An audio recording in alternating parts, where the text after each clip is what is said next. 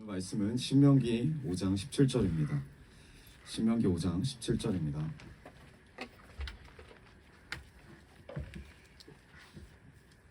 네, 신명기 5장 17절 한 절입니다. 네, 짧죠? 신명기 5장 17절 우리 한 목소리로 같이 읽겠습니다. 시작. 살인하지 못한다. 아멘. 네, 오늘 이 말씀을 통해서 주님이 우리에게 주시고자 하는 큰 은혜를 우리가 다 받기 원합니다. 우리 옆분들과 인사합시다. 정말 주님의 은혜를 축복합니다. 네, 주님을 너무 사랑합니다. 아멘. 네, 여러분, 얼마 전에 제가 뉴스를 통해서 정말 끔찍한 소식을 들었습니다. 며칠 안 됐죠.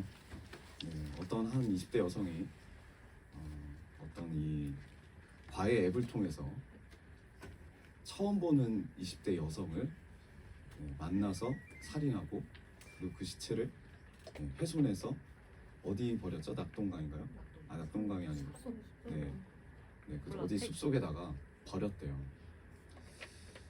그 이야기를 듣고 좀 깜짝 놀랐습니다. 그 젊은 20대 여성이 그 CCTV 보신 분도 있겠지만 그 시체를 유기하려고 자기 집에 다시 가서 캐리어를 끌고 오는 장면이 CCTV에 찍혔는데, 영상이 찍혔는데 아주 즐겁게 막 발을 가볍게 얼른 갖다 버려야지 이런 느낌으로, 마치 여행 가는 느낌으로 그 캐리어를 끌고 와서 그 시체를 유기했다고 합니다. 그래서 많은 사람들이 너무 충격에 빠졌죠. 여러분도 충격에 빠지셨죠? 네. 그래서 물어봤다는 거죠. 왜 죽였냐? 왜 살인을 했냐? 그랬더니 그 여성이 하는 말이 살인을 해보고 싶었다. 살인을 했을 때 그 기분을 느껴보고 싶었다라고 이야기를 했습니다. 정말 놀랍습니다. 그리고 충격이 너무나 큽니다. 여러분, 이런 지체를 바라보면 어떤 생각이 드십니까? 어떤 생각이 드세요? 그리고 세상은 이 여성을 어떻게 보고 있습니까? 지금 현재 많은 말이 나와요. 막 미친년이다, 뭐 사이코패스다, 뭐 검사를 해봐야 된다. 근데 만약에 이러한 자가 우리 교회로 온다면 여러분 어떻게 바라보실 겁니까? 어떻게 바라보실 것 같아요? 실제로 말을 걸면 무섭습니까? 그럼 여러분, 예수님이라면 어떻게 보셨을까요? 인도에 어떤 종교가 하나 있습니다. 들어본 적 있으신 분도 있으시겠지만 자이나교라고 들어보셨습니까? 자이니교라고도 하고 자이나교라고도 하는데, 이 교는 몇 명이냐면 신도가 600만 명입니다. 인도 전체에서 600만 명인데 수도승이 있고, 그러니까 사역자죠. 수도승이 있고 신도들이 있어요. 근데 이 수도승들은 평생을 고행을 하는데 어떤 걸 하냐면 아무것도 소유하지 않아요. 아무것도 가지지 않습니다. 그 말은 벗고 다녀요. 다 벗고 다녀요. 그리고 옷도 입지 않고, 당연히 신발도 신지 않고, 뭐만 가지고 다닐 수 있냐면 빗자루 하나만 가지고 다닐 수 있습니다. 이상하죠? 왜 빗자루를 가지고 다닐까? 근데 이 사람들의 주된 그 종교의 목적이 뭐냐면 불살생이에요. 절대 아무것도 죽이지 않겠다. 그렇게 해서 옷도 입지 않고 신발도 신지 않고, 다 이유가 있습니다. 옷을 입으면 그 옷에 뭐가 있을 수 있죠? 가죽. 아니죠. 가죽도 그렇고 벌레가 들어올 수 있잖아요. 그 옷에. 자기도 모르게 이 옷을 입고 잠을 자거나 이 옷을 빨면 그 벌레가 어떻게 되죠? 죽어요. 그래서 그 벌레를 위해서 평생 옷을 벗고 다녀요. 놀랍죠? 여러분, 웃기죠? 근데 또 이 사람들이 강조하는 게 뭐냐면 온몸에 털을 뽑아요. 여러분, 정말 놀랐던 게 뭐냐면, 제가 영상 한번 봐봤는데 털을 자르지 않아요. 털을 뽑아요. 옆에 수도승을 자기가 가겠다, 이 고행의 길을 가겠다, 내가 해탈을 위해서 누군가를 죽이지 않고 아무것도 죽이지 않겠다라고 결단을 하면 첫 번째 하는 일이 머리털을 뽑는 일이에요. 옆 사람이 와서 머리털을 감고 머리털을 뽑기 시작합니다. 왜요? 머리털이 자라면 그 머리털 안에 벌레가 있을 수 있으니까 그 벌레를 위해서 뽑을 때 가죽이 찢어지기도 하고 피가 나기도 하고. 네. 그런데 또 뭐라고 하냐면 그 뽑을 때 얼마나 아프겠어요. 눈물이 보이면 이 사람은 수행이 덜 된 거예요. 그래서 굶어야 돼요. 그래서 이 사람들은 매일 굶습니다. 매일 아프니까. 그래서 카메라가 비춰지는 거예요. 뽑을 때 그 사람의 눈을. 20년을 고행하고 수련했다는 그 사람들이 머리털을 뽑을 때 그 눈을, 머리털도 엄청 이렇게 진짜 전문가로 딱 뽑아요. 말아가지고 하나씩 뽑는 게 아니고 뭉태기를 뽑아요. 딱딱. 3시간 동안 온몸의 털들이 다 뽑힙니다. 3시간 만에. 고함도 지르. 왜 이렇게 웃죠? 이건 진짜 여러분 보면은 그렇게 웃을 수가 없어요. 보면은 와 대단하다는 말밖에 들지 않아요. 아무 소리도 내지 않고 눈물도 흘리지 않아요. 그 20년 된 사람은. 근데 그 카메라 그 찍으시는 분이, PD 분이 클로즈업을 하기 시작했어. 그 눈에 눈물이 고여 있어. 이렇게 눈물이 아주 촉촉하게 고여 있습니다. 바로 툭 치면 눈물을 흘릴 것 같은. 근데 고통을 이겨야 된다. 그리고 이 사람들은 차를 타지 않아요. 차가 동물이나 벌레들을 죽일 수 있기 때문에 맨발로 다닙니다. 그리고 이 사람들은 집이 없어요. 사원은 엄청 많은데 그 사원도 이 사람들 게 아니에요. 한 곳에 머무르질 않아요. 머무르면 마음이 흐트러진다고 해서 걸어서 매년 4,000km를 다닙니다. 인도의 그 4,000km. 옛날에는 오솔길이었겠죠. 근데 지금은 다 그게 포장이 된 도로예요. 여러분 이 사람들이 산속에 사는 사람들이 아니에요. 도시에 살아요. 도시를 왔다 갔다 해요. 도시 안에 가장 큰 그 사원이 자이나교 사원에 이 사람들이 빨개 벗고 빗자루 하나만 들고 다니는 거예요. 빗자루 왜 들고 다닐까요? 앞에 있는 벌레들 밟지 않게 옆으로 치워주는 거예요. 이런 고행을 통해서 해탈을 추구합니다. 지금 이 교단의 이제 교주죠. 예수님처럼 떠받드는 사람이 18살 때 이걸 시작해서 지금 40년 가까이 이것을 하고 있어요. 많은 사람들이 때로 달려듭니다. 이 사람이 막 도시에 오는 나팔 보고 난리가 나요. 이 사람은 빨개 벗고 빗자루를 휘저으면서 도시에 입성하는 거예요. 여러분 이 사람들이 이 수도승들이 남자만 있는 게 아니에요. 여자도 있어요. 네. 이런 고행을 통해서 이 수도승들이 무엇을 원합니까? 무엇을 원하는지 아십니까? 신도들의 추앙과 찬양이에요. 힘들게 이 고행길을 오지만 이 고행을 하는 목적이 내가 이 정도로 대단한 사람이라는 것을 사람들이 인정해 줄 때, 그때 고행을 하는 그 순간순간마다 너무나 힘들어요. 굶고 가요. 이 4,000km를 매일. 그런데 그 도시에 딱 들어가는 순간 어떤 일이 일어나냐면 그 신도들이 나팔을 불어요. 다 모여서 진짜 몇천 명이 되는 사람들이 모여갖고 이 사람들을 맞이해요. 그리고 오자마자 그 발을 닦아요. 물로. 그리고 그 닦은 물을 다 받아요. 바닥에. 그릇에다가 그 물을 어떻게 하냐, 다 손을 들고 자기 아픈 데를 찍습니다. 좀 자기들이 낫는다고. 여러분 이 수행과 고행으로 얻은 거, 이 사람이 벌써 하나님 자리에 앉아있어요. 그리고 이 맛을 본 사람들은 여기서 벗어날 수가 없어요. 그래서 머리털 뽑는 걸 참는 거예요. 근데 가슴털은 안 뽑더라고요. 이상하게. 제가 보니까. 한번 나중에 찾아보세요. 저 말도 안 되는 거죠. 네. 여러분 독실한 신자가 아니면 이 수도생들과 밥도 못 먹어요. 그 마을에 들어가면 모든 사람이 음식 갖고 나와요. 우리 집에 와달라고, 우리를 축복해달라고. 그럼 이 사람 빗자루 들고 다니면서 고르는 거죠. 넌 나와, 넌 아니야. 그 독실한 신자 집에 가서 합니다. 근데 하나부터 10까지 예수님의 삶과 달라요. 근데 그 딱 보잖아요, 여러분. 지금 되게 크게 보지만 딱 보면 진짜 대단하다라고 그 사람을 비방할 수가 없어요. 그렇게 살 수가 없으니까 우리가. 근데 시편 99편 5절에 뭐라고 써 있습니까? 우리의 주 하나님을 찬양하여라. 그분의 발등상 아래에 엎드려 절하라. 주님은 거룩하시다. 그 주님 발등상 앞에 엎드려 절하라고 하는데 이 많은 사람들은 그 고행의 길을 가고 고행을 통해서 이뤄낸 그 수도승 발등상 앞에 엎드려 절합니다. 이들은 죄를 짓지 않으려고 노력하고 결국에는 해탈을 이루기 원해요. 해탈이 뭡니까?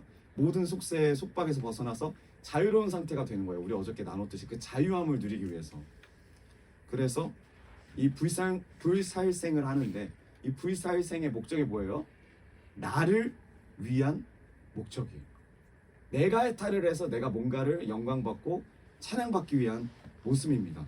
여러분, 나를 위한 고행과 나를 위한 수행, 나를 위한 이 불살생, 발음도 어렵네요. 아름답습니까? 그러면 성경이 말하는 살인하지 말라와 이 사람들이 말하는 살인하지 않는 거와 뭐가 다릅니까? 다른 게 있어요. 근데 우리는 살인하지 말라고 했을 때 그런 거 생각하지 않고 그냥 살인하면 안 좋다고 생각해서 안 하는 경우가 대부분입니다. 여러분, 왜 살인하지 않으십니까? 그러면 왜 아까 그 여성은 살인했을까요? 자기 때문이에요. 자기 기분에 살인하고 싶어서 하는 거고, 우리는 왜 살인하지 않냐면 진짜 하나님이 살인하지 말라고 해서 안 합니까? 그럼 하나님이 살인하라고 하면 하실 겁니까? 살인을 했을 때 다가오는 그 피해가 나에게 있을까 봐 안 하는 것 뿐이에요. 그 자이나 교회 사람들은 생명 자체가 소중하고 귀중하기 때문에 이 생명을 해치면 안 된다 그래요. 근데 우리도 이런 생각 가지고 있어요. 그렇죠? 근데 성경은 그렇게 이야기 안 해요. 이 사람의 생명이 소중해서, 이 사람의 생명이 귀해서 살인하면 안 된다 이렇게 이야기하지 않습니다. 성경은 뭐라고 이야기하냐면 그 생명 자체가 거룩하고 존귀하고 귀중하기 이전에 그 생명을 만드신 하나님이 거룩하시기 때문에 그 생명을 소중히 여겨야 된다고 하는 거예요. 하나님이 뒤에 있는 거예요. 하나님이. 내가 아니라. 거룩하신 하나님이 이 생명을 창조하셨기 때문에 우리가 살인하지 않는 거예요. 하나님이 없이 이 생명이 귀하다고 말할 수가 없는 겁니다. 이게 달라요. 근데 진짜 우리가 이런 마음으로 살고 있습니까? 생명 경외 사상은 어느 종교나 다 있어요. 다 있어요. 근데 우리가 그리스도인이라면 여기에만 머무를 수가 없다라는 거예요. 왜 우리가 살인하지 말아야 하는가? 하나님을 경외하는 자로서 하나님이 창조하시고 하나님의 형상으로 만들어 놓으신 그 생명을 바라보면서 거룩하신 하나님이 보여야 된다는 거예요. 내가 해탈하기 위해서, 자유로워지기 위해서, 존경받기 위해서 생명을 귀중하게 여기는 게 아니라 하나님을 사랑하기 때문에 이 세상에 있는 것들 함께 사랑할 수 있는 겁니다. 여러분, 우리 어떤 마음으로 사랑하고 있습니까? 우리 옆분들을 사랑의 눈빛으로 한번 바라봐 주세요. 왜 안 봐요, 왼쪽을? 네, 왜 오늘 사랑의 눈빛. 하나님이 정말 무서운 눈빛이에요. 하나님이 생명을 귀하게 여기셨기 때문에 그 하나님 때문에 우리가 그 생명을 귀하게 여겨야 된다는 거예요. 생명 그 자체에 목적이 있는 게 절대 아니에요. 다른 종교들은 다 그 생명 자체에 목적이 있어요. 생명을 귀하게 여기시는 그 하나님이 계시기 때문에, 하나님이 명령하셨기 때문에 우리가 부모를 공경하고 우리가 생명을 귀하게 여기는 거예요. 이게 기독교와의 차이예요. 우리와의 차이입니다. 이런 부분에서 차이가 있는 거예요. 그럼 우리는 이 살인하지 말라는 명령을 어떻게 봐야 합니까? 이 내용은 그거죠. 의도적으로 죽이지 말아라. 의도적으로 살인하지 말아라. 여기 계신 모든 분들이 의도적으로 살인을 하지 않고 계시는 거죠. 그걸 잘 지키고 계시는 거죠. 그러나 우리가 모르는 사이에 우발적으로 죽일 수 있잖아요. 그리고 우리 마음 가운데 또 남겨둔 부분이 뭐냐면 정당방위로 죽일 수 있잖아요. 누가 나에게 칼을 들고 다가온다. 그 여성이 갑자기 등장한다. 우리 앞에. 우리를 죽이려고 한다. 그럼 우리가 우발적으로 정당방위로 죽일 수 있잖아요. 그때 마음이 어때요? 아무렇지도 않으실 거잖아요. 힘들긴 하겠지만 살인을 해본 적이 없으니까. 그러니까 우리 스스로 이 하나님의 명령을 지킬 수가 없습니다. 살인하지 말지니라 라고 했을 때 살인하지 않겠습니다 라고 우리가 생각하고 살고 있지만 우발적인 상황이 오거나 정당방위의 상황이 올 때 우린 살인할 수밖에 없는 존재예요. 근데 하나님이 지금 말씀하신 게 뭐냐면, 왜 살인하지 말라고 하냐면, 첫 번째, 하나님의 생명의 신성함도 들어가 있지만 그 생명을 주신 하나님의 주권을 강조하고 계시는 거예요. 생명을 주셨기 때문에 걷어가시는 것도 누구라? 하나님이다. 그럼 우리가 하나님의 생명을 끝날 때까지, 가져가실 때까지 그 권리에 침해할 수가 없는 거예요. 그럼에도 불구하고 이런 걸 알고 있어도 우리는 지금 상황이 이래서 누군가를 죽이지 않을 뿐이지 우리는 죽일 수밖에 없어요. 우리가 위험해진다면. 누굴 위해서? 나를 위해서. 그렇기 때문에 이 살인한다는 의미가 뭐예요? 결과적으로 나를 위해서 살인을 하게 되고 내가 그 하나님 자리에 올라가게 되는 거예요. 하나님의 명령을 무시하면서. 오늘 본문 말씀은 출애굽기 2세대들한테 하나님이 말씀하십니다. 하지 말아야 할 것들을 간결하게 이야기하세요. 살인하지 말아라. 간음하지 말아라. 이 목적이 뭐냐면 한 사람의 목숨을 위협받는 것을 막고 그리고 그 사람의 목숨을 보호하는 것을 목적으로 삼고 있습니다. 우리가 그렇게 알고 있어요. 근데 여러분, 이스라엘 백성이 이 말씀을 받았습니다. 살인하지 말아라. 정말 이 말씀대로, 이 말씀을 따르면서 생명을 지킬 수 있냐는 거예요. 생명을 지키고 살인하지 않고 살 수 있냐는 거예요, 이 이스라엘 백성이. 그런데 성경은 뭐라고 하냐면 인류의 시작부터 이것을 지킬 수 없다라는 것이 드러났습니다. 이미 창세기 4장을 보겠습니다. 창세기 4장 1절에서 7절입니다. 가인과 아벨 이야기죠. 제가 읽겠습니다. 아담이 자기 아내 하와와 동침하니 아내가 임신하여 가인을 낳았다. 하와가 말하였다. 주님의 도우심으로 내가 남자아이를 얻었다. 하와는 또 가인의 아우 아벨을 낳았다. 아벨은 양을 치는 목자가 되고 가인은 밭을 가는 농부가 되었다. 이렇게 두 쌍둥이가 났습니다. 세월이 지난 뒤에 가인은 땅에서 거둔 곡식을 주님께 제물로 바치고 아벨은 양떼 가운데서 이제 기름기를 바쳤다. 주님께서 아벨과 그가 바친 제물을 반기셨으나 가인은 어떻대요? 가인과 그가 바친 제물을 반기지 않으셨다. 그래서 가인은 몹시 화가 나서 얼굴빛이 달라졌다. 여러분, 몹시 화가 나면 어떻게 된다고요? 얼굴빛이 달라집니다. 똑같습니다. 가인이나 우리나. 주님께서 가인에게 말씀하시는 거예요. 이런 얼굴빛이 달라진 화가 난 가인에게 주님이 어떻게 하십니까? 타이르세요. 어찌하여 너가 화를 내느냐? 얼굴빛이 달라지는 까닭이 무엇이냐? 너가 옳은 일을 하였다면 어찌하여 얼굴빛이 달라지느냐? 너가 올바르지 못한 일을 하였으니 뭐라 그래요? 경고하세요.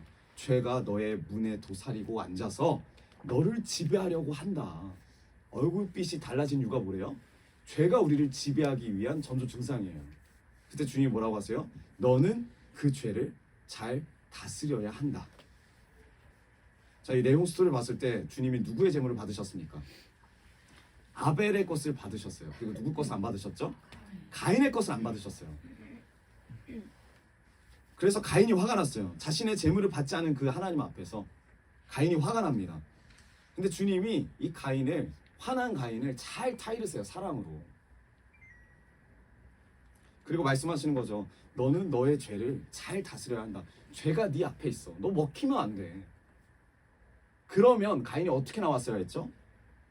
주님 이렇게까지 타이르고 이렇게까지 답을 이야기해 주셨잖아요. 그러면 주님, 제가 잘못했습니다. 제가 죄인입니다. 지금 이 죄에게 먹히기 일부 직전입니다. 제가 부족합니다. 주님, 화가 날 수밖에 없는 자입니다. 제가 화가 납니다. 주님, 제가 인정합니다. 이렇게 하면은 문제가 해결됐을 거예요. 근데 이 가인이 어떡하죠? 하나님의 마음 모르고 어떻게 행동합니까? 8절에 아우에게 말하였다. 들로 나가자. 그들이 들이 있을 때 가인이 그의 아우 아벨을 쳐 죽였다. 자기 분에 못 이겨서 동생을 쳐 죽여요. 하나님도 이 모든 사실을 알고 계세요. 여러분, 가인이 왜 아벨을 죽였을까요? 우리가 뭐 여러 가지 들은 지식들이 있습니다. 하나님의 가르침이 있었죠. 그 가르침도 어때요? 못마땅해요. 듣고 싶지가 않아요. 하나님 말씀이 안 들려요. 뭐가 있었죠? 또 하나님의 사랑의 타이르심이 있었어요. 근데 그것도 듣지 않아요. 중요한 거는 주님의 사랑이 이미 우리 귀 앞에 다 와 있다는 거예요. 근데 우리가 듣지 않는 거예요. 그럼 우린 뭐라 그래요? 다 저질러 놓고 왜 내 인생을 이렇게 만드셨습니까? 하고 원망하죠. 그리고 가장 큰 원인이 여기 또 있죠. 그 전부터 하나님께서 자기 재물을 받지 않으셨다라는 못마땅함, 불쾌감, 내 마음에 거슬렸다 이거예요. 하나님이. 여러분, 우리가 하나님께 예배 드린다고 하나님 다 받으셔야 됩니까?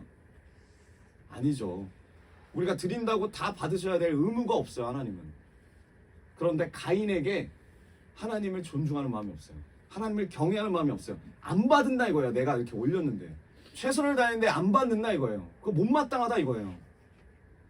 받는 권한은 하나님께 있는데, 모든 권한은 하나님께 있는데 내 위주로 예배드리고 내 위주로 내 생각으로 이쯤 되면 받아야지 라고 하나님 앞에 하나님을 도전하는 겁니다. 여러분, 우리가 예배를 드린다고 하나님 다 받으셔야 합니까? 아니에요. 우리의 마음이 중요하다는 거예요. 하나님이 받으실 만한 마음, 내 기준의 예배가 아니라 하나님 기준의 예배가 돼야 됩니다. 근데 가인은 동생과 비교당하고 선택받지 못함과 자신의 열심을 받지 않으시니까 하나님께 어떻게 해요? 분노해요. 하나님께 분노합니다. 그래서 자신의 힘과 자신의 형의 권위를 가지고 동생을 불러내고 동생을 쳐 죽입니다. 하나님이 주신 이 재능, 탤런트를 이용합니다. 자신의 기분을 위해서, 자신의 이 분노를 표출하는 데 사용해요. 여러분, 이 이야기는 실제죠. 이스라엘 백성의 역사예요. 온 인류의 역사이기도 합니다. 이스라엘의 혈통이 어떻게 시작되는지를 창세기 1장부터 11장까지 나오는데 그 안에 들어간 내용이에요. 어떻게 시작이 되었는지, 우리 민족이 어떻게 시작이 되었는지. 여러분, 선택받은 이 민족 이스라엘에게 출애굽 이후에 살인하지 말라는 명령이 떨어집니다. 말이 안 되는 거죠. 왜? 이미 살인을 할 수밖에 없는, 살인을 한 아버지의 아버지의 아버지의 자손들이에요. 십계명을 통해서도, 그리고 이번에 신명기를 통해서도 다시 한번 명령이 떨어집니다. 그러면 이들이 이 명령을 지킬 수 있습니까? 이 선조들이 하지도 못했던 그 명령을 이 지금 출애굽한 이 세대들이 할 수 있습니까? 그 결과가 어떻죠? 이사야서 1장 21절. 이들은 할 수가 없어요. 그 이후의 세대들도 할 수가 없습니다. 그 신실하던 성읍, 그 예루살렘 성읍이 어떻게 됐다 그래요? 어찌하여 창녀가 되었습니까? 그 안에 정의가 충만하고 공의가 가득하더니 이제는 뭐래요? 살인자들이 판을 칩니다. 살인하지 말라고 했어요. 분명히 주님이 가나안 땅 들어갈 때 나의 백성이 되라고. 근데 어떻게 해요? 지금 이 예루살렘이 살인자들이 판을 치는 곳이 됐대요. 여기 살인자라는 히브리어가 살인하지 말라는 히브리어가 같습니다. 똑같은 말을 똑같이 나오는 거예요. 살인하지 말아라. 근데 살인자들이 판을 치는구나. 살인하지 말았어야 했는데 그 명령 앞에 순종하는 자가 있었어요? 없어요. 아무도 없어요. 여러분, 지금 이 순간에도 주님이 살인하지 말라고 우리에게 말씀하셨는데 우리가 순종할 수 있습니까? 없어요. 근데 살인한 사람을 바라보면서 우리는 무슨 생각합니까? 나는 아닌 것처럼 여기잖아요. 우리도 살인자인데. 우리도 마찬가지입니다. 말씀 앞에서, 율법 앞에서 순복하고 순종할 수 있는 사람이 이 세상에 아무도 없어요. 그럼 내가 뭐가 옳다고 다른 사람 정죄할 수 있습니까? 없다는 거예요. 이스라엘 백성들은 말씀을 지키지 못합니다. 이것이 그들 역사 안에 드러난 민낯이에요. 그리고 이들뿐만 아니라 우리 모두가, 모든 인간들이 다 지킬 수 없는 존재라는 그 실상이 다 드러납니다. 왜 그러면 우리가 이 말씀을 지킬 수가 없을까? 왜 지킬 수가 없나? 요한복음 8장 44절을 보겠습니다. 요한복음 8장 44절에 그 내용이 나옵니다. 왜 우리는 이 말씀을 지킬 수가 없는가? 8장 44절. 너희는 너희 아비인 악마에게서 났으며 또 아비의 욕망대로 하려고 한다. 뭐라고 하죠? 그가 누구예요? 마귀예요. 그는 처음부터 살인한 자였다. 또 그는 진리 편에 있지 않다. 그것은 그 속에 진리가 없기 때문이다. 그 거짓말을 할 때 본성에서 그렇게 하는 것이다. 그는 거짓말쟁이이며 거짓의 아비이기 때문이다. 살아남은 이스라엘 백성들한테 하는 말입니다. 그들에게 뭐라고 하십니까? 너희는 너희의 아비인 악마에게서 났다. 마귀의 자녀다. 마귀가 너희의 아버지다라고 이야기해요.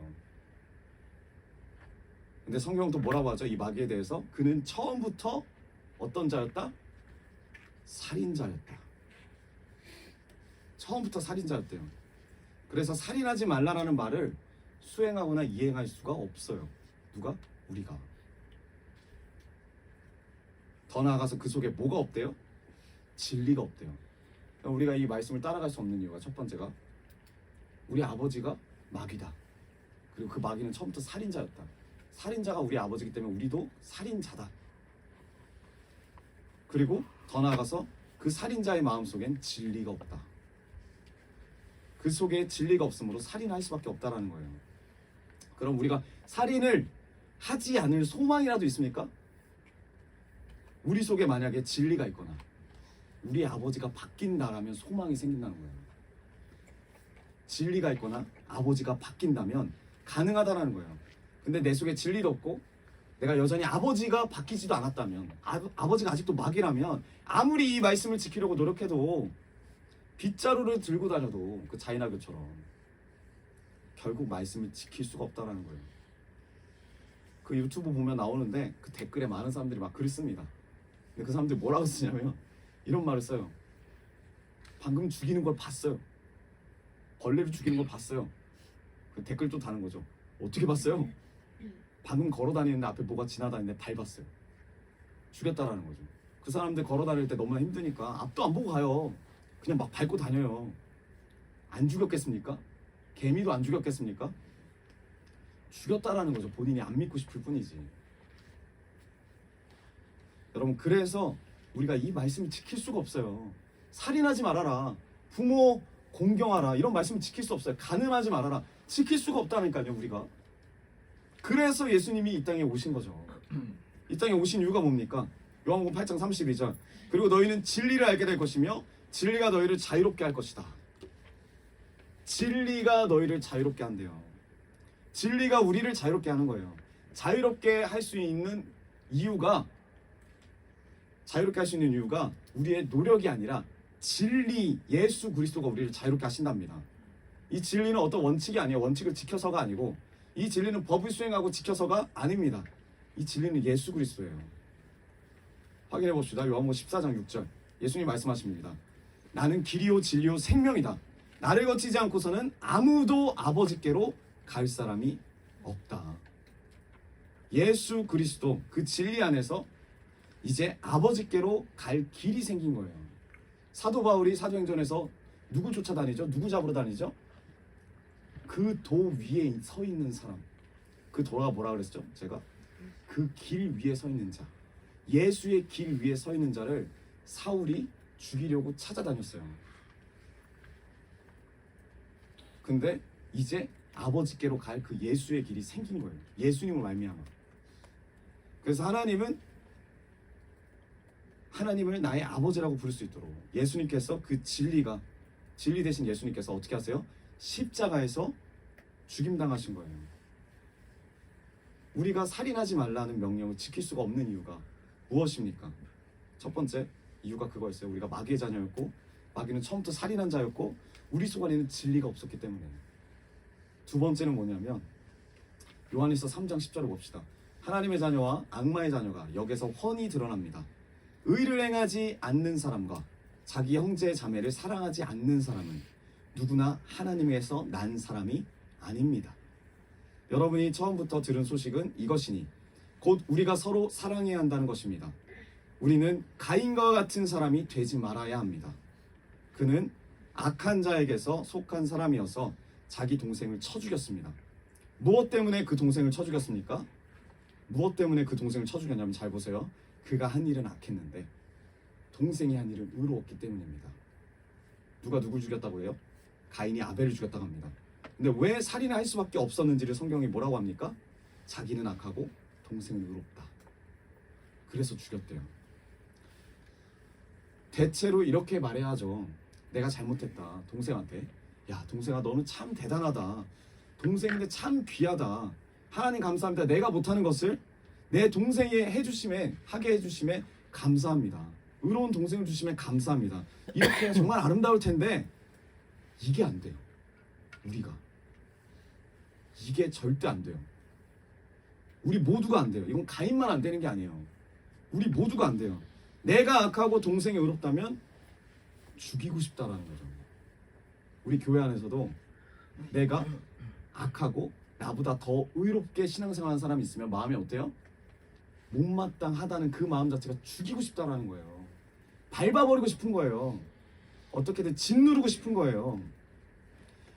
우리가 내가 악한 자가 폭로되고 상대방이 의인으로 드러나면 반드시 살인하게 돼 있다는 거예요. 우리 본성 자체가. 그래서 이 살인하지 말라는 말씀을 우리가 도저히 지킬 수가 없어요. 살인 금지가 불가능합니다. 왜요? 예수 그리스도가 오시고 나서 우리 모두가 악한 자로 드러났기 때문에. 그 전부터도 율법 앞에서 우리가 죄를 깨달으면 악한 자로서 우리가 폭로되었기 때문에. 그래서 율법 앞에든지 예수 그리스도 앞에든지 뭐가 드러나요? 우리의 악이 드러나요. 우리의 악함이 드러나요. 그래서 이 악함이 어디서 최대치로 드러나죠? 바로 유일하신 의인으로 오신 그 예수 그리스도를 우리가 십자가에 못 박은 거예요. 왜? 우리는 악하고 그분이 의로워서. 이게 인류의 역사예요. 이게 우리의 역사예요. 예수님이 오심으로 우리의 악함이 드러났고 그 예수님을 살해함으로 유대인이건 이방인이건 우리가 죄인이라는 게 온 세상에 더욱 드러났어요. 이게 역사예요. 이게 사실입니다. 그러나 부인할 수 없는 악함과 그 악함에 빠져있는 죄인된 우리 안에 우리 위에 뭐가 임했냐?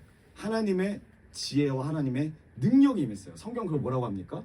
그것을 하나님의 의라 그래요. 그걸 복음이라고 하는 거예요.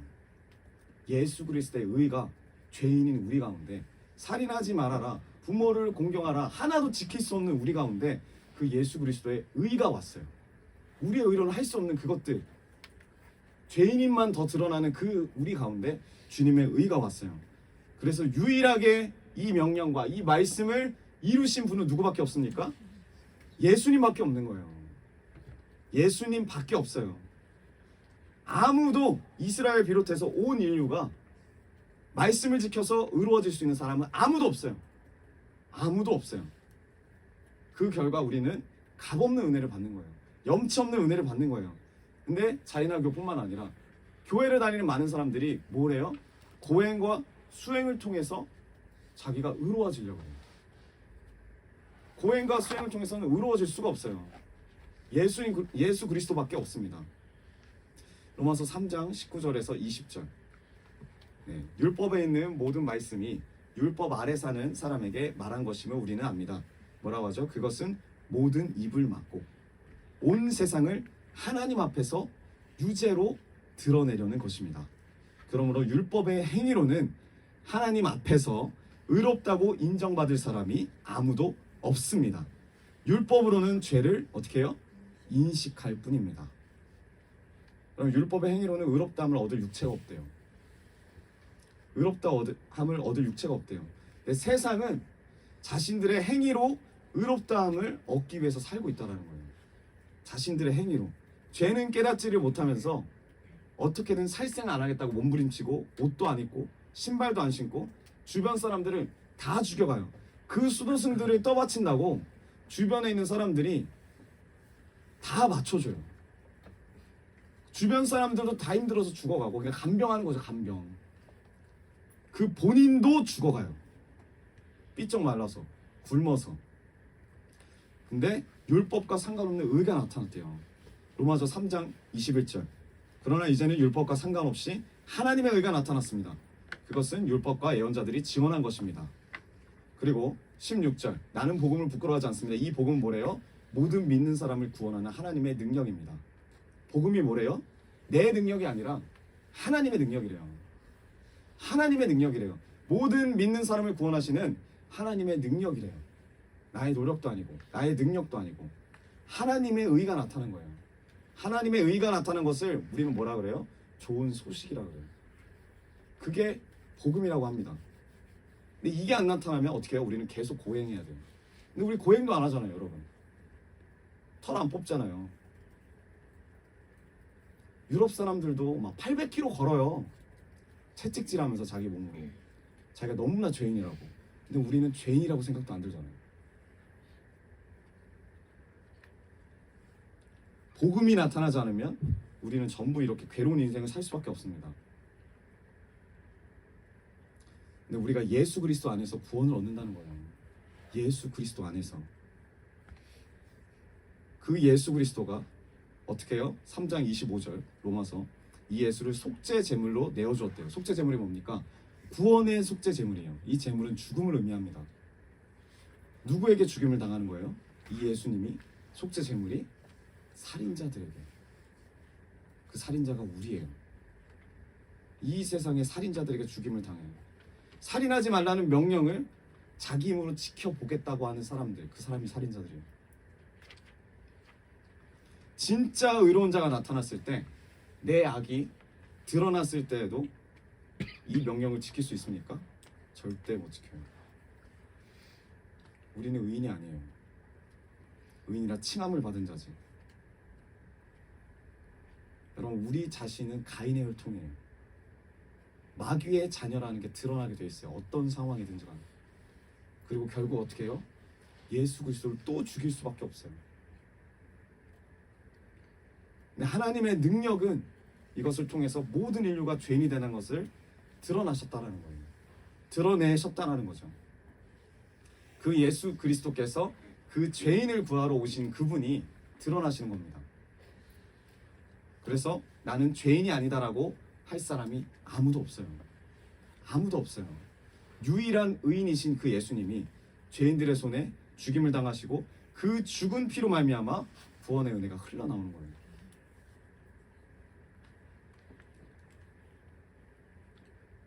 그리고 그 은혜로 말미암아 이방인이 우리에게도 그 피가 흘러 들어오게 되는 겁니다. 그게 로마서 3장 25절에 30절 내용이에요. 그래서 31절 그러면 그 믿음으로 말미암아 우리가 율법을 폐합니까? 이제 율법을 해서 자유롭게 됐어요. 그 율법이 없어져야 됩니까? 뭐라고 합니까? 그럴 수 없습니다. 도리어 율법을 어떻게 해요? 굳게 세웁니다. 이게 무슨 의미예요? 살인하지 말라는 명령이 없어질 수가 없어요. 말씀이 바뀌는 게 아니라 내가 바뀌어요. 내가. 말씀은 고스란히 있습니다. 근데 내가 뭐가 바뀌어요? 아버지가 바뀌어요.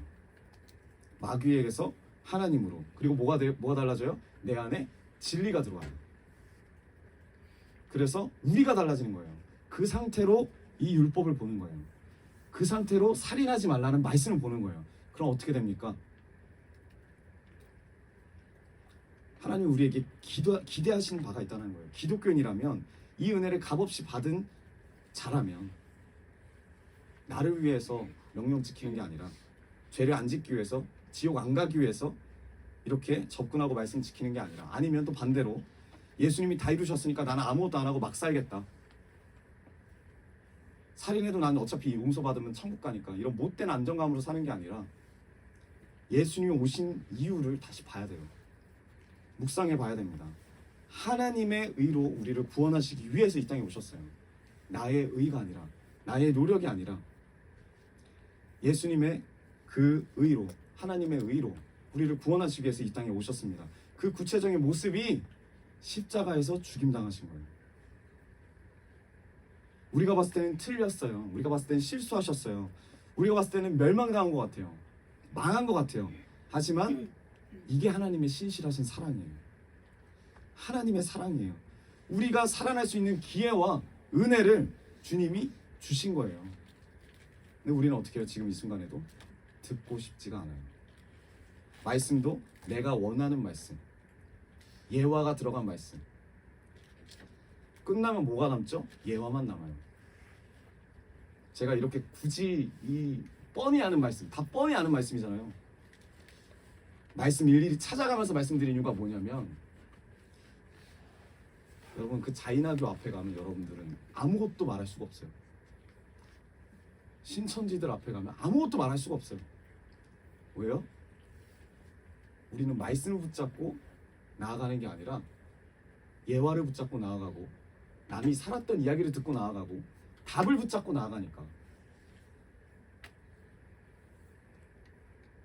주님이 지금 이 십자가 은혜를 통해서 우리에게 뭐라고 말씀하시냐면, 다시는 너희의 의를 위해 살지 말라고, 다시는 너희의 행위를 의지하지 말라고, 내가 다 이루었으니 내 안에서 살아라.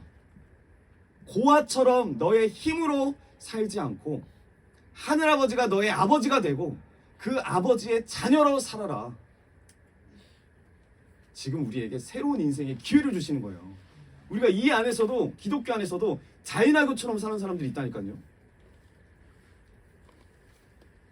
기회를 주시기 위해서, 새로운 인생의 기회를 주시기 위해서 지금 예수님이 우리에게 오시는 거예요. 말씀을 보니까, 연구를 해보니까 10계명, 1계명부터 4계명까지는 부연 설명들이 있어요. 왜 이렇게 살아야 되는지, 왜 저렇게 살아야 되는지. 근데 5계명, 오늘 살인하지 말라부터는 부연 설명이 없어요. 보세요, 말씀을. 단답형이에요. 그냥 살인하지 말아라, 간음하지 말아라, 도덕질하지 말아라. 왜 그러냐면 이유를 모르고 그냥 지켰어요. 이 사람들은. 왜? 지킬 수도 없는 거를 최선을 다해서 지켜본 거예요. 근데 실제로 어떻게 해요? 지킬 수가 없잖아요. 살인자들밖에 없대잖아요. 나중에 예수님이 오셔서 부연 설명을 해줍니다. 왜 그렇게 했는지. 마태복음 5장 20절. 내가 너희에게 말한다. 너희의 의가 율법학자들보다, 바리새파 사람들, 바리새인들보다, 그 의보다, 그들의 의보다 낫지 않으면 너희는 뭐라고요? 하늘나라에 들어가지 못할 것이다. 여러분 이 말씀 어떻게 이해합니까? 우리의 의가 이 사람들보다, 우리의 노력이, 우리의 신앙이 이 사람들보다 절대 나을 수가 없다라는 거예요. 그 사울보다, 스데반을 죽인 사울보다 우리의 의가 나을 수가 없어요. 근데 감사한 것은 안심이 되는 소식이 우리에게 들렸다는 거예요. 우리의 의로 말미암지 않고 하나님의 의로 살아야만 천국에 들어갈 수 있다는 거예요. 우리의 의로는 안 되는 거예요. 우리의 의는 이 자이니 교회의 의만도 못해요. 여러분 우리 견디지도 못해요. 예수님 위해서 그거 하라고 해도. 그러니까 그들을 비웃을 수가 없어요. 우리는 그들만큼도 못 사니까. 그들은 어떻게 뭐 자기의 의로라도 그렇게 해보려는데 우리는 의로라도 그렇게 할 생각 없잖아요. 내 몸이 소중하니까. 피나면 안 되니까. 힘들면 안 되니까.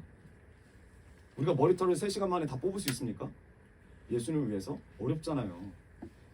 우리가 하나님을 위해서 무슨 고행을 해봤습니까? 우리가 예수님을 위해서 헌신을 얼마만큼 해봤어요. 여러분 우리는 기억해야 돼. 우리는 가인의 혈통이었다는 거예요. 내 기분 따라 사람을 죽일 수밖에 없는, 내 기분 따라 하나님 앞에 분노할 수밖에 없는 존재였다는 거예요. 하나님을 나의 유익과 이익 따라서 헌신짝처럼 버릴 수밖에 없는 존재였어요. 우리가. 그렇지만 이런 소망도 없고 악함과 죄밖에 없는 우리를 위해서 예수님이 십자가에 죽임 당하셨습니다. 그래서 우리에게는 그 자이나교뿐만 아니라 모든 사람들보다도 더 나은, 그들의 노력보다도 더 나은 의와 노력이, 의와 축복이, 하나님의 그 공의가 선물로 주어진 거예요. 이게 은혜예요. 여러분 이걸 복음이라 그래요. 복음을 뭐라고 말씀하세요? 그 하나님의 의 예수 그리스도가 우리 안에 계시다면 이제 우리가 어떻게 살아야 합니까? 마태복음 5장 21절에서 22절 예수님이 부연 설명해 주십니다. 옛사람에게 말하기를 살인하지 말아라. 누구든지 살인하는 사람은 재판을 받아야 할 것이다 하는 것을 너희는 들었다. 22절 그러나 나는 너희에게 말한다. 자기 형제나 자매에게 성내는 사람은 누구나 심판을 받는다. 자기 형제나 자매에게 얼간이라고 말하는 사람은 누구나 공의에 불려갈 것이요 또 바보라고 말하는 사람은 지옥 불 속에 던져질 것이다. 여러분 이거를 누가 당하셨다고요? 예수 그리스도가 당하셨어요. 예수 그리스도가 얼간이라는 소리 들으시고요. 예수 그리스도가 바보라는 소리를 들으셨어요. 그럼에도 불구하고 어떻게 하세요? 살인하지 않으셨어요. 자기를 채찍질함에도 불구하고 예수님은 살인하지 않으셨어요. 자기를 십자가에 못 박혀 죽이려고 하는 그 사람들을 향해서 예수님은 살인하지 않으셨어요. 근데 우리가 그 상황이라면 어떻게 할 것 같아요? 십자가에 달린 입장이라면 우리의 자녀들을 바라보면서 뭐라고 할 것 같습니까? 꼭 너희들이 복수해라 하지 않겠습니까? 이 어미의, 이 아비의 죽음을 잊지 말아라. 이 형의 죽음을 잊지 말아라. 복수해라. 근데 예수님은 살인하지 않으셨어요.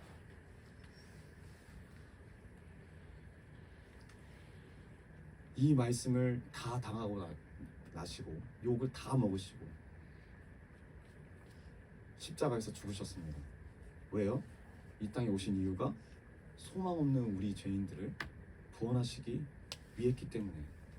그래서 우리는 이제 어떻게 살아야 합니까? 이 말씀을 절대 바뀌지 않아요. 아직도 그대로예요. 살인하지 말지어다. 근데 우리는 살인할 수밖에 없는 존재들이에요. 그러나 우리 안에 진리가 들어오시고 아버지가 달라졌어요. 살인하지 말라는 이 명령을 지켜서 뭐 복 받아야지, 뭐 해탈해야지, 그런 개념으로 나아갈 수도 없고, 주님이 십자가에서 다 이루셨으니까 내가 용서받음으로 뭐 내가 막 살아야지, 뭐 이렇게도 나갈 수가 없어요. 왜요? 예수님은 내 손에 죽으셨기 때문에. 내가 예수님을 죽였어요. 그분이 의롭기 때문에 내가 죽였어요. 내가 누구예요? 내가 그 가인이에요. 우리가 그 가인이고 우리가 그 여성과 다를 바가 없어요. 그래서 주님이 이미 말씀을 이루시고 내 안에 들어와서 사시는 거예요. 그분이 우리에게 원하시는 게 있어요. 내가 다 이뤘잖아. 그래서 내가 너에게 원한다. 이제 나와 연합하자. 나와 같이 살자. 이제 너의 손은 나의 손이 되어 살고, 너의 입은 나의 입이 되어 살고, 너의 발은 나의 발이 되어 살고, 너의 눈은 나의 눈이 되어서 살기 원해요. 이게 우리에게 너무나 거룩한 부담감이에요. 여러분, 살인자인 우리에게 그렇게 살길 원하신대요. 이제 우리는 율법을 지키게 사는 것도 아니고 십자가를 믿고 막 사는 거짓된 안정감으로 사는 것도 아닙니다. 주님의 이 공로 앞에서 거룩한 부담감을 가지고 하나님을 사랑하세요. 이웃을 사랑하세요. 그렇게 사셔야 합니다. 우리에게는 그 다른 사람들보다 더 큰 예수 그리스도 그 의가 있습니다. 우리가 획득한 의가 아니라 주님이 주신 선물이에요. 그 의에 합당한 삶을 사는 우리 모두가 되기 원합니다. 여러분, 우리가 살인할 수밖에 없는 삶이에요. 오늘 아침에도 누군가를 살인하고 왔을 수도 있어요. 어저께도 누군가를 살인했을 수도 있어요. 선교를 준비하면서 이 자리에서 우리가 어제 선교 그 발표를 했는데, 우리가 피드백을 사람으로 줬다고 하지만 그 피드백을 받은 사람들의 얼굴이 다 어떻게 됐다고요? 다 어둡고 상기가 되었더라. 왜요? 나의 악함이 드러나고 나의 잘못됨이 드러나고 이야기를 들어보니까 말하는 사람들의 그 말이 전부 다 옳으니까. 상황만 깔려지면 우리는 그렇게 드러날 수밖에 없어요. 우리의 악함. 그럴 때 우리는 어떻게 나가야 합니까? 주님, 내가 이런 자입니다. 그러나 이미 주님이 모든 것을 이루시고 내 안에 주님이 계심을 믿습니다. 나의 아버지가 주님임을 믿습니다. 나를 긍휼히 여겨주시고 이 순간 나를 붙잡아 주시옵소서. 이길 수 있는 힘을 주시옵소서. 이게 복음을 받은 자, 복음을 선물로 받은 자의 삶이에요. 여러분, 그런 삶을 우리 모두 사시길 주님으로 축복합니다. 아멘. 우리 우리 시간 주님 앞에 찬양하실 때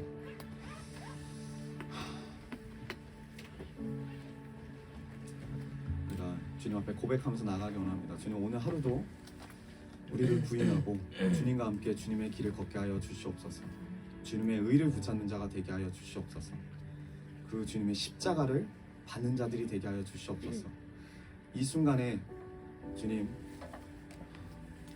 은혜로 우리가 의인이라 칭함을 받았지만 동시에 많은 사람들의 악함이 드러나는 그 순간에 우리가 주님으로 말미암아 의인이 되었기 때문에 우리에게 고난이 와요. 우리에게 핍박이 와요. 너무너무 강력한 핍박이 와요. 그걸 주님이 뭐라고 하세요? 그 십자가를 받으래요. 그 핍박을 우리 보러 받으래요. 그게 그 길 위에 서 있는 자래요. 그게 예수의 길 위에 서 있는 자래요. 그게 하나님의 의를 받는 자의 삶이래요. 여러분, 그래서 우리가 죽는 거예요. 두고 보자에서 죽는 게 아니라 우리가 예수 그리스도의 피를 받은, 칭함을 받은, 그 의인이라 칭함을 받은 자로서 그 십자가를 받는 거예요. 왜? 의인은 죽을 수밖에 없기 때문에. 매 순간의 삶 가운데 우리가 주님 따라가겠다고 결단할 때마다 고난이 옵니다. 핍박이 옵니다. 어려움이 옵니다. 억울함이 와요. 하지만 이미 예수님이 그 길을 걸어가셨습니다. 우리도 그 예수님의 길을 함께, 주님과 함께 걸어가길 원합니다. 우리 그 마음으로 우리 시간 주님 앞에 찬양합시다.